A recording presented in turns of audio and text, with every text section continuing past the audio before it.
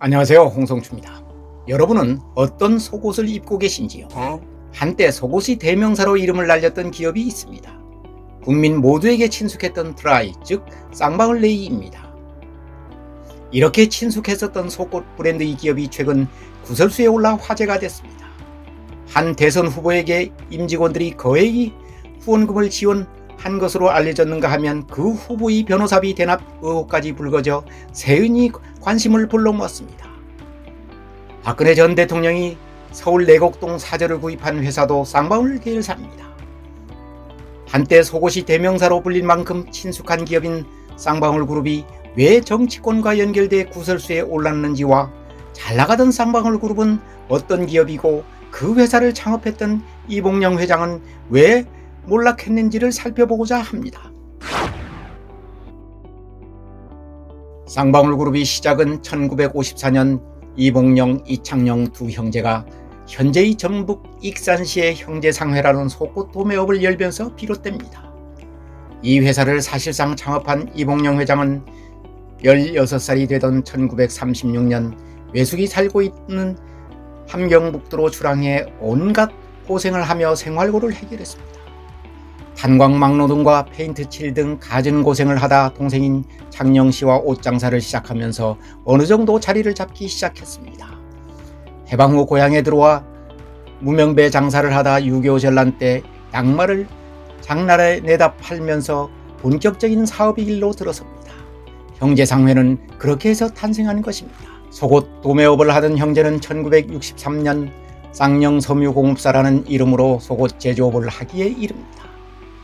한 올의 실로 세계를 당긴다라는 거창한 포부를 갖고 제조업에 뛰어들었습니다. 쌍영은 한자로 두 쌍과 방울영으로 자신들이 이름 돌림자인 영자에서 따왔다고 밝히고 있습니다. 쌍방울이라는 이름은 그 이듬해 방울영이 대신 뜻을 가져와 쌍방울이라는 브랜드를 사용하기 시작했습니다. 10여 년간 브랜드명으로만 사용하다가 1977년 아예 사명도 주식회사 쌍방울로 개명해 오늘에 이르렀습니다. 쌍방울이라는 상표를 내걸고 전국 시장에 진출할 당시인 1960년대 중반 우리나라 메리아스 업계는 500여 개에 달할 정도로 경쟁이 치열할 때였습니다. 이봉영 회장은 수도권 진출에 사활을 걸고 서울 판매부를 설치해 대성공을 거둡니다.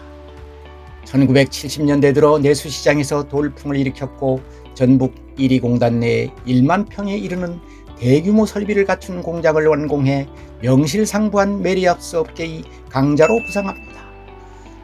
원사에서 제품까지 일관 생산 체제를 업계 최초로 구축한 것입니다. 이때 메리아스 시장은 백양과 독립문, 쌍방울 등 3개사로 재편됩니다.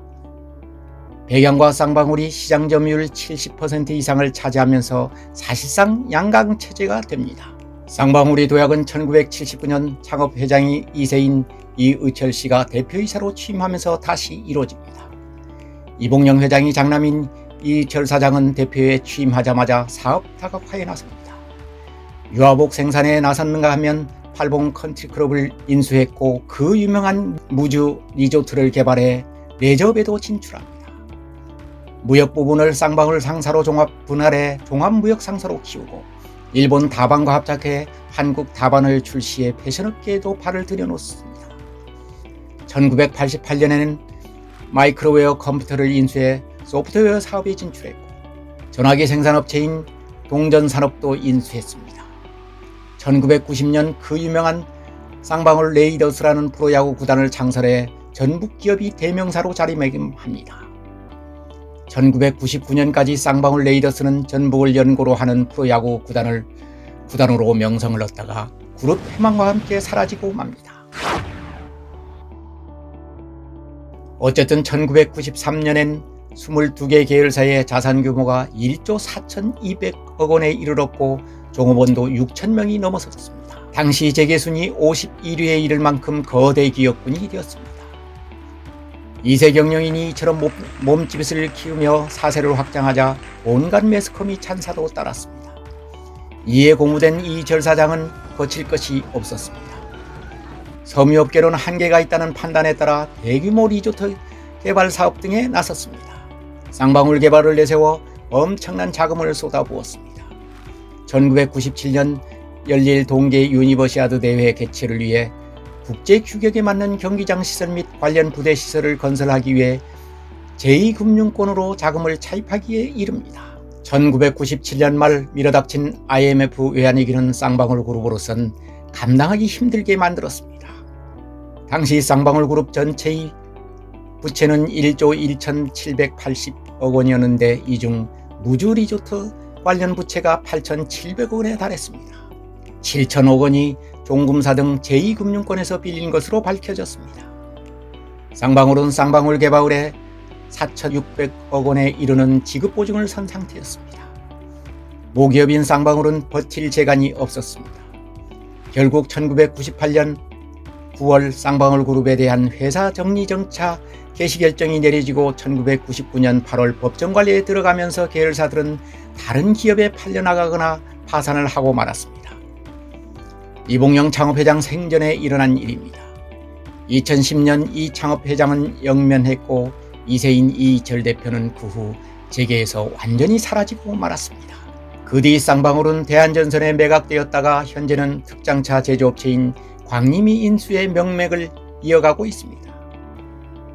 쌍방울만큼 유명한 무주 리조트는 현재 부영그룹에서 인수해 운영하고 있습니다. 무주 리조트는 전두환 전 대통령 지시로 건설을 시작해 세계적인 리조트로 개장했지만 무리한 투자 등으로 모기업마저 파산하도록 만든 주범으로 인식되고 말았습니다. 창업주 가족에서 떨어져 나온 쌍방울은 많은 우여곡절을 겪은 뒤에 지금 이 주인을 맞아 사명을 유지하고 있습니다. 건실한 기업이었던 대한전선에서 인수했을 때만 해도 쌍방울이 회생은 시간 문제라고 진단할 정도로 평판이 좋았습니다. 그러나 대한전선 회장이 갑작스런 사망과 전문 경영인이 운영하면서 경영에 빨간불이 켜졌고 결국 쌍방울도 내의 사업 부분과 방적 사업 부분이 분사되는 운명을 받게 됩니다. 내의 사업 부분으로 분사한 쌍방울은 여러 주인을 거친 뒤 2014년 특장차 업체인 주식회사 광림에 넘어가 오늘에 이른 것입니다. 쌍방울을 인수한 특장차 업체인 광림은 기존 계열사들을 모두 모아 쌍방울 그룹으로 재탄생시켰습니다. 현재 쌍방울 그룹 내 계열사는 나노스와 비비안, IOK 등 8개사에 이릅니다. 이들 계열사의 정점에 칼라스 홀딩스라는 지주회사가 있습니다. 다시 말해 칼라스 홀딩스가 광림을 소유하고 있고 광림이 쌍방울을 지배하는 형식입니다. 얼마 전까지 쌍방울 그룹 회장은 김성태 씨가 맡고 있었습니다. 김성태 씨가 사실상 쌍방울 그룹 소유주라는 말들이 재계에 널리 퍼져 있는 것도 사실입니다. 김 씨에 대한 얘기는 분분합니다. 한 일간지 보도에 따르면 그는 쌍방울 인수하기 전까지 전북 전주 지역 유명 폭력 조직이 두목급이었다는 것입니다. 쌍방울을 인수할 때 폭력 조직원들과 공모해 가장매매, 고가 물량 소진 매수, 허수 매수 주문 등을 통해 시세를 조종한 혐의로 구속된 전력도 있다고 했습니다. 재미있는 것은 박근혜 전 대통령이 서울 내곡동 자택을 쌍방울 계열사인 IOK에서 경매로 구매했다는 사실입니다.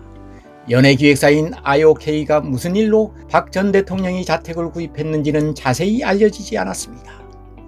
지난해 6월 쌍방울 그룹 회장에 취임한 양성길 회장은 김성태 회장과의 관계에 대해 한 인터뷰에서 김 회장은 자신과 오랜 사업 파트너일 뿐 그룹 경영은 자신이 전적으로 하고 있다고 밝힌 적이 있습니다. 김 회장에 대한 우려의 시선을 의식한 발언이라고 추론된다고 하겠습니다. 이재명 민주당 대선 후보와 쌍방울 그룹과의 상관관계 역시 또 다른 의혹을 낳고 있습니다. 의혹의 시발점은 친문재인 성향 시민단체로 알려진 깨어있는 시민연대당 일명 깨시연이 지난해 7월 서울 서초구 대검찰청 앞에서 기자회견을 하면서 불거졌습니다. 이재명 후보가 지난번 대법원이 무죄 판결을 받은 공직선거법 관련 변호사비가 총 3억 원뿐이라고 했으나 특정 변호사 1인에게 현금과 상장사 주식을 포함해 20억 원을 준 의혹이 있다고 폭로 기자회견을 한 것입니다. 여기 나오는 상장회사가 쌍방울인 것입니다. 이 단체는 상장회사의 주식은 전환사채일 가능성이 크다고까지 폭로했습니다. 물론 쌍방울 측은 그런 적이 없다고 일축했습니다. 이후 한 언론에서 쌍방울 임원들이 거액의 후원금을 이재명 후보에게 냈다고 명단을 공개하면서 의혹은 더욱 파장을 일으켰습니다. 쌍방울과 관련된 회사의 사회이사에 이재명 후보의 측근들이 있는 것도 알려지면서 논란은 확대되고 있습니다. 이 정황만 보고 쌍방울그룹과 이재명 후보와의 유착관계나 다른 커넥션이 있을 것이라는 속단은 이른 것도 사실입니다. 문제는 왜 쌍방울그룹 관련자들이 이재명 후보와 연결됐는지와 무엇 때문에 관계를 맺으려 했는지가 명쾌하게 밝혀져야 할 것으로 보입니다. 정경유착은 타파해야 할 구습이기 때문입니다. 오늘은 전북 익산에서 일어나 국내 속옷시장을 평정했던 쌍방울그룹의 흥망성쇠와 현재 구설수에 휘말린 한 대선 후보와의 연관성 등을 짚어봤습니다. 창업 2세의 무모한 사업 확장이 어떤 결과를 초래했는지와 기업을 인수한 사람들이 사업가 정신 등을 함께 생각해보는 기회였으면 합니다. 경청해 주셔서 감사합니다.